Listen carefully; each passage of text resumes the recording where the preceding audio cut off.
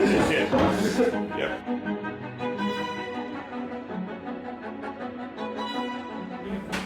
We're off. So that then there's an edit there? Yeah. Oh, good.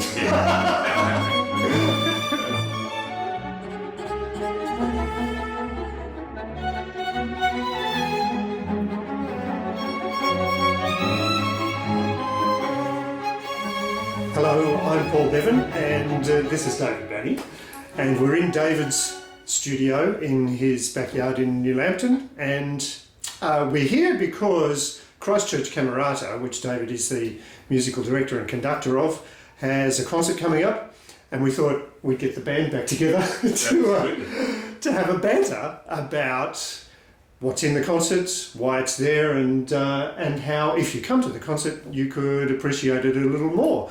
So David, we should remind you or tell you if you never visited us during our days when I was working at the ABC, David would come in each Thursday afternoon and we would have a conversation like this about all kinds of different things to do with life and music and everything. And it turns out, since I've left the ABC, really the only things that people say, oh, we miss, not me, no, it's the banter they miss. Well, I don't do that.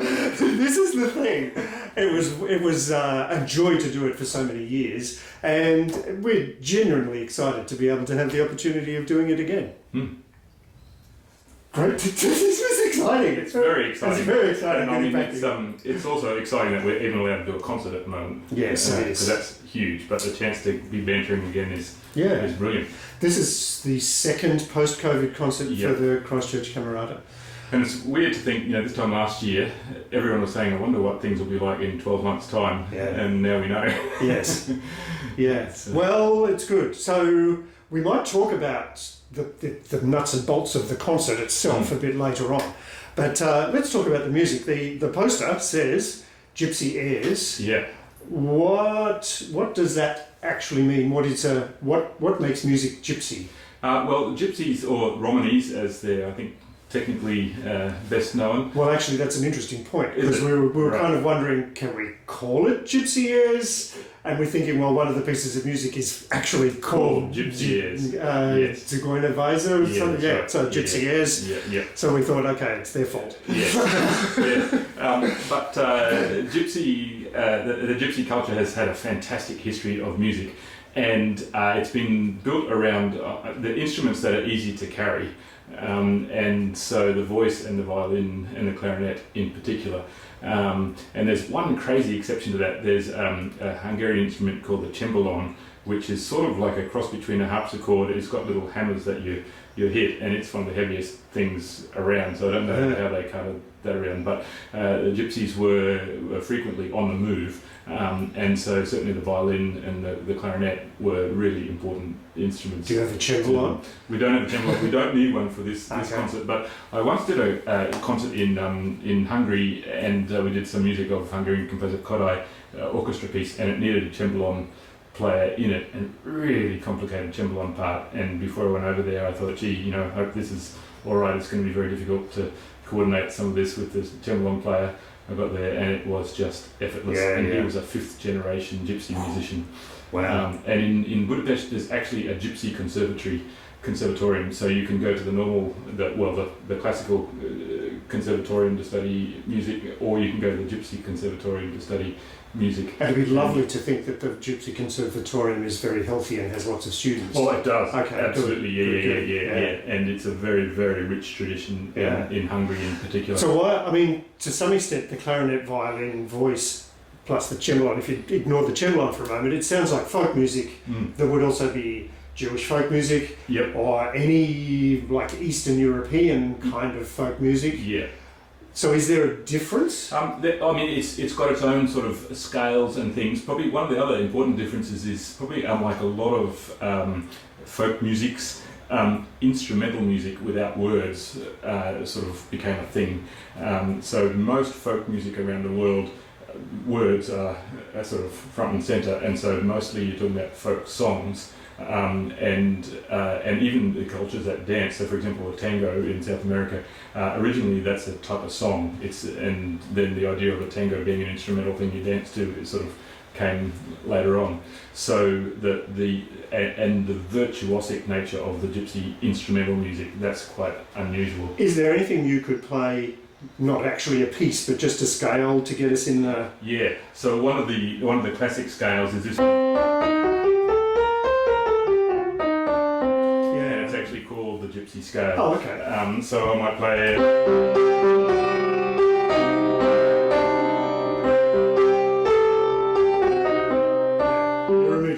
Absolutely, yeah. And so it's interesting, this is also a scale that's common in Arabic music, Middle Eastern music, and so the sort of the geography of the musical world starts to become very fluid when you get into that. Okay, so this concert is Gypsy Airs. Yes. The little piece that you saw at the very beginning, yes, before we were kind of figuring out where we were and setting up. What were we just listening to? That was Dvorak, and perhaps I should mention that the gypsy bits in the concert will be the very first piece, which is a set of Romanian folk dances, very popular.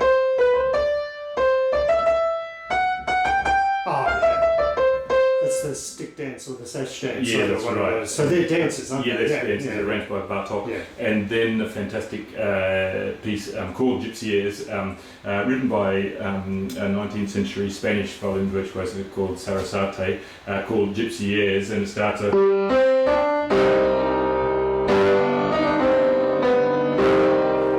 etc. And people might know this.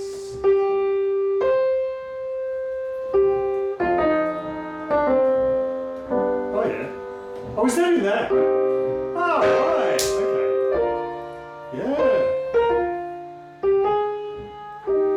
Now I'm with you. Okay. And so that's classic gypsy music. Yes. Right? Well, that's the Spanish take on it. And then the other biggie is a violin concerto written by Tommy Tico, celebrated Australian jazz musician, arranger, and Hungarian origin, and one of the most important musicians in the history of Australian jazz and classical music. Most people would know his arrangements as a jazz man, but he died a few years ago, but he wrote in his last years this fantastic violin concerto for Maria Lindsay, the Sydney violinist, and it really shows his Hungarian and gypsy heritage, and so we'll be doing that. So with Maria, yes. who for whom it was written. That's right, okay. And so that's actually the basis for the whole. We built the program really around that piece. Okay. So with Tommy Tico's piece, then that gypsy focus seemed excellent. But so then getting back to Dvorak, which is the last piece on the program and actually the biggest piece. And not so much gypsy, but definitely folksy.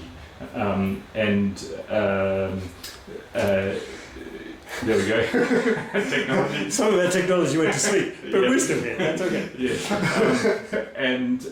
So this is just absolutely marvelous music. And Dvorak was a Czech composer, and in fact, just one generation before him, it was another Czech composer called Smetana, who's regarded as actually the first composer to have in Europe to have used really their own country's folk songs and folk dances in their music. So was it the beginning of nationalism? Yes. And the nationalism includes things like, in Norway.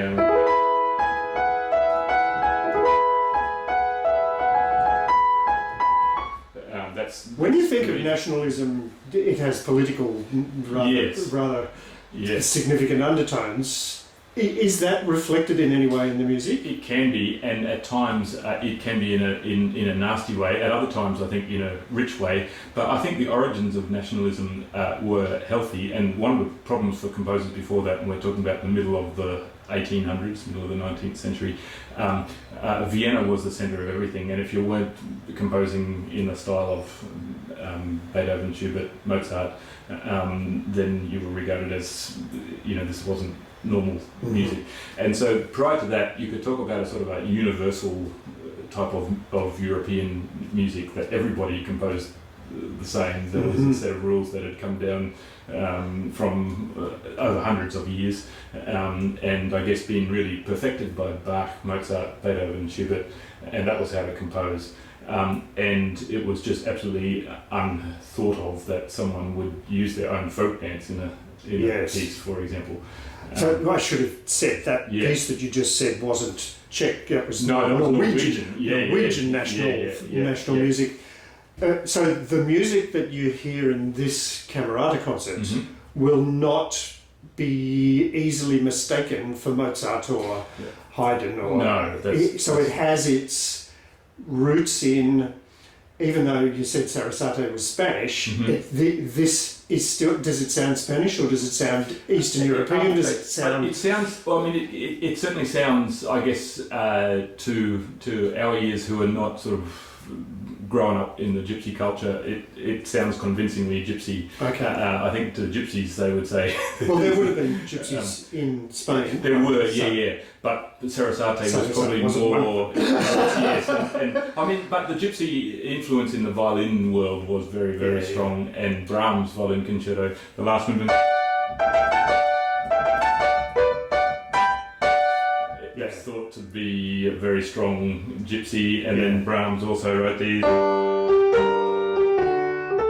Hungarian dances, and if you hear the word Hungarian, just equate that to gypsy dances. Okay, so an Eastern European sound, a gypsy sound, even though there's a bit of Spanish influence coming in there somewhere.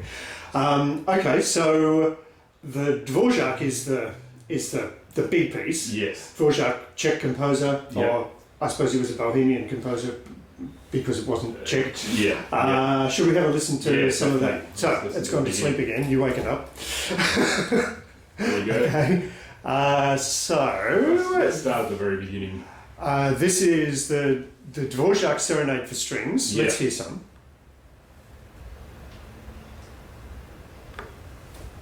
Nope. There. We'll go, just missed the very beginning. Let's just go back to the top. There.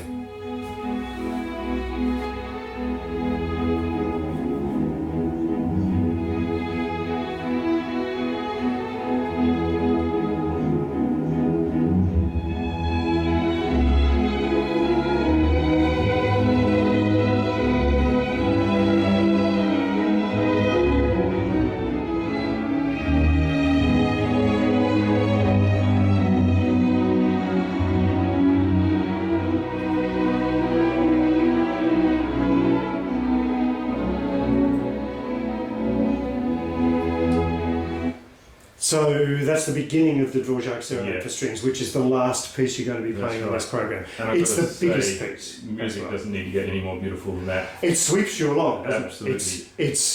And it wraps you up. Yes. You kind of go. I remember the first time I heard this recording is the Helsinki Junior Strings, an amazing orchestra. And the first time I heard this, I was listening on my Walkman, just been given the recording on a bright, sunny April day in Helsinki.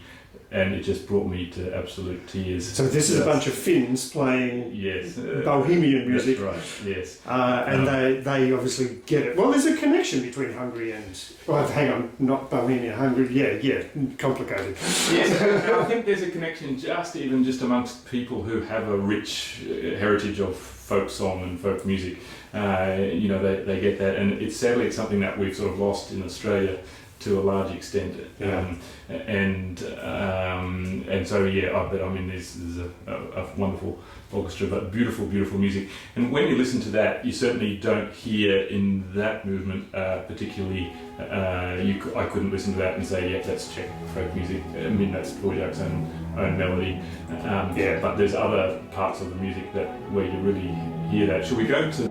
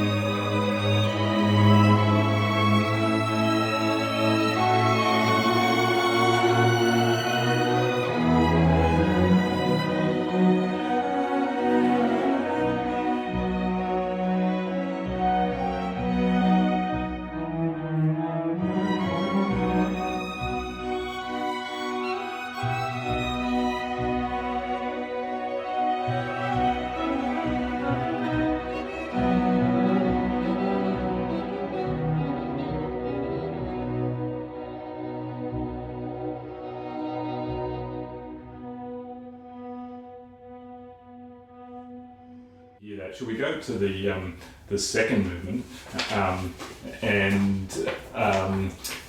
Here we've got a waltz, and in the accompaniment, it's just going like.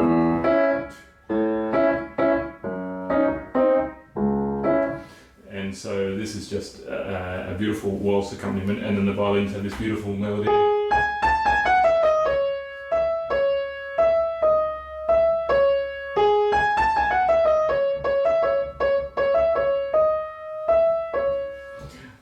And so this is something that, this is really a waltz, and I think we've talked about in the past about what you would find, for example, in a symphony, and you would expect to hear what you call a minuet. And so a minuet, for example,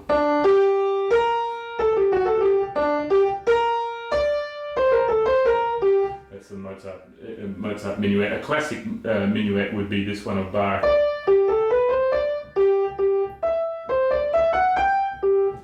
That's a bit more typical. It's very graceful and very, very, very not Dvorak. Yeah, absolutely. You can tell that's complete. It's almost like a completely different thing. Although they must join back together again at some stage. Well, they do, but and in between Bach and Dvorak, this thing called the waltz had appeared, and so what they've got in common is they've got 3 beats in a bar. So 1, 2, 3, 1, 2, 3, 1, 2, 3, 1, 2, 3, 1, 2, 3, 1, 2, 3, 1. Is it another difference that this has a kind of an umpar?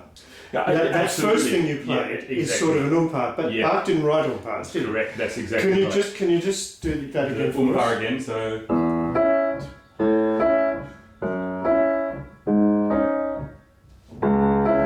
And the umpar pa, you've got to imagine the second pa. So it's umpar, umpar, umpar, umpar. We saw a Hungarian band came to Newcastle, and they performed. They had a cembalon, I assume, or I don't know what the difference between a cembalon and a hammered dulcimer is, but they had one of those things, which was enormous, as you say, enormous and heavy.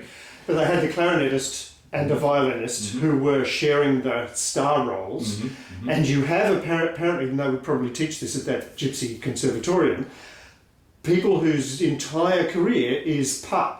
It's incredible. So you have I gather it'd be the bass going the and you have a viola and maybe a cello, I can't remember which way it goes, whose job is basically to go pa or pa pa. So if they're lucky they get a second pa. Yeah, so in a gypsy piece it might be...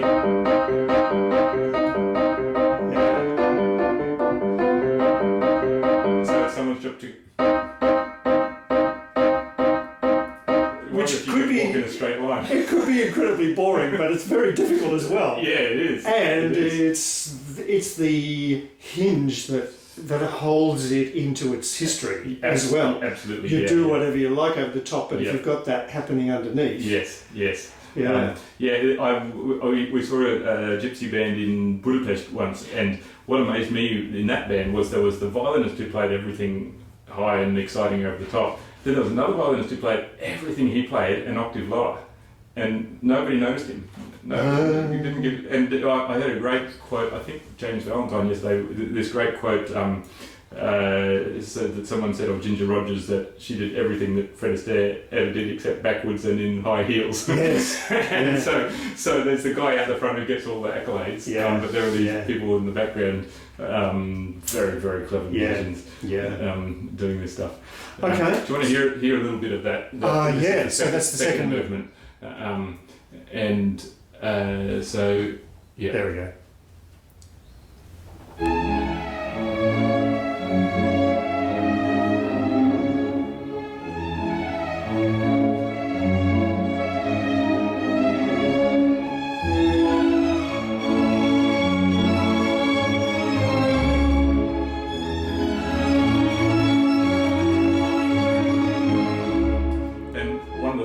That I love in this, and it's great having a piano to show this. The pa actually is the same notes for ages in the second violins, but what's happening underneath changes the colour roll of it.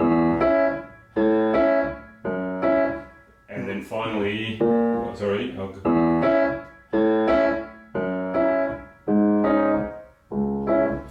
everything's got to give at the And end. it's also a little bit of tension, a little bit of undercurrent going So on. you hear the first one. Which one's correct? That one's definitely wrong. And then so we're going somewhere higher.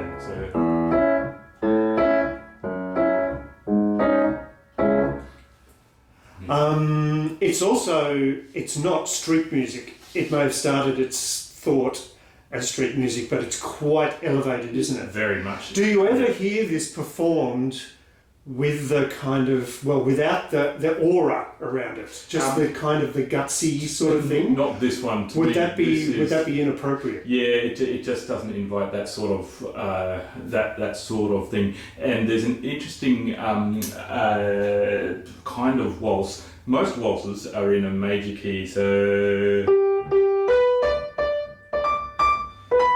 Yeah. When you waltz, you want to be happy, Yeah. and even if waltzes are in minor keys, usually it's ironic. So, for example, there might be a little bit of a Strauss waltz that's in a minor key, and you can tell this is sort of a cartoon minor. It's just a bit of fun. But then there's another kind of waltz which is called a sad waltz or valse triste in French, and it's its own genre. And this is one of the. So it's hard to imagine Strauss writing this for a ball. So this is a sort of a concert waltz, and so it really invites just the most beautiful, rich. So again, it's ripping. Prague and Vienna aren't actually that far apart, but it's ripping you out of Vienna and taking you to Prague, and going, we are Prague, we are Bohemian or Czech, and we are different. Yeah, that's right. Yeah, that's fascinating. Right. Yeah. The date of the concert? Date of the concert, the last Sunday in May. Let's find out what that is. 30th, I think, from 30th.